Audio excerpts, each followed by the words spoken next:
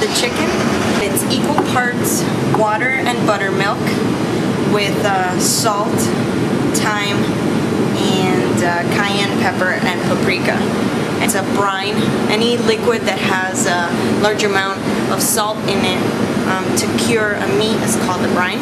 For small batches for your home would be a 1/4 cup of salt for every quart of liquid.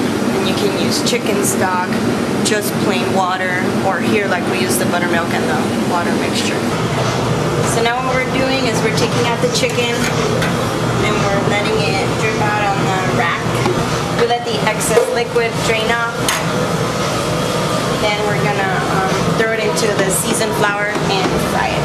Let it marinate overnight if you're gonna have a party or a dinner. I marinated, it's enough with 2 hours. So it seasons the meat, and also the chicken is very juicy because of the salt content in the water.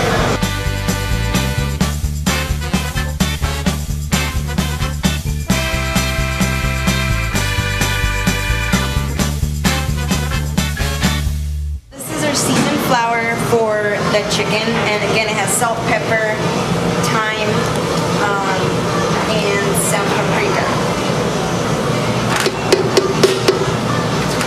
And it's the same process as you would do for, say, shake and bake, where you get those, you know, boxes with the flour in the bag.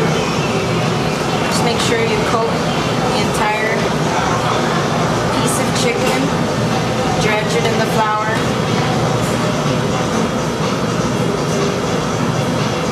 And then you shake off the excess. So say 2 to 3 cups of flour. You can do a teaspoon of salt, teaspoon of pepper, teaspoon of thyme, and a teaspoon of paprika.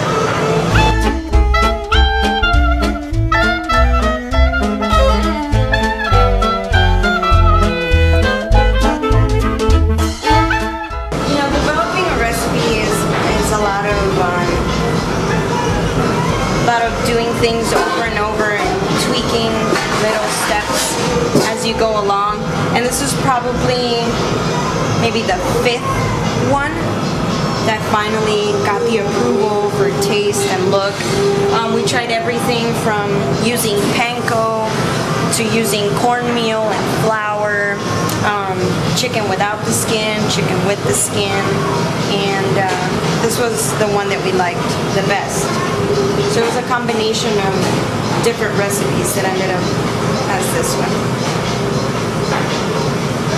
And I imagine that's how it is, you know, with families and traditions. You know, a grandma starts off with this recipe that she got from her mother, her grandma, and as it passes through the generations, it gets tweaked just a little bit, so that, you know, if you have a favorite recipe for cheesecake or apple pie or something, it's probably been changed 3 or 4 times without, even in your own family, without you even knowing it.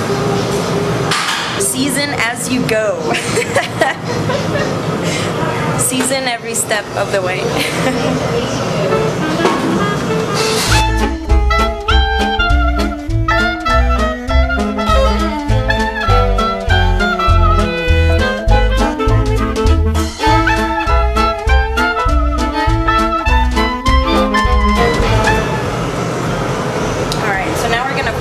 Chicken.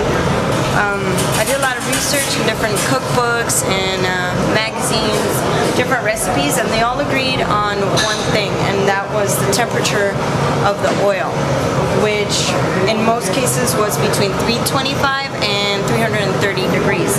And the best way to measure that at home is to buy a candy thermometer, deep frying syrups and candy.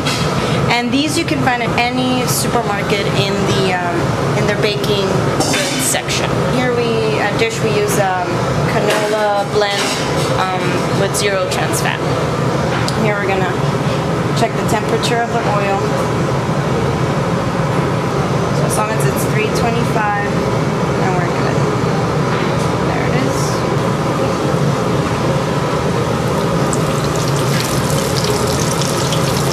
And I do about 8 minutes or so per side. But of course, drumstick cook a lot lot faster than that. Ready to turn over.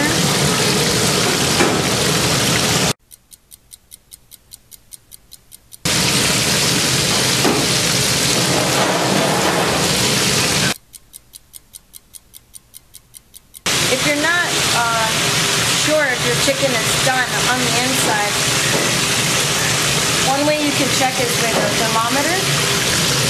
You want it to be at least 160 in the thickest part of the meat. And we're well over that.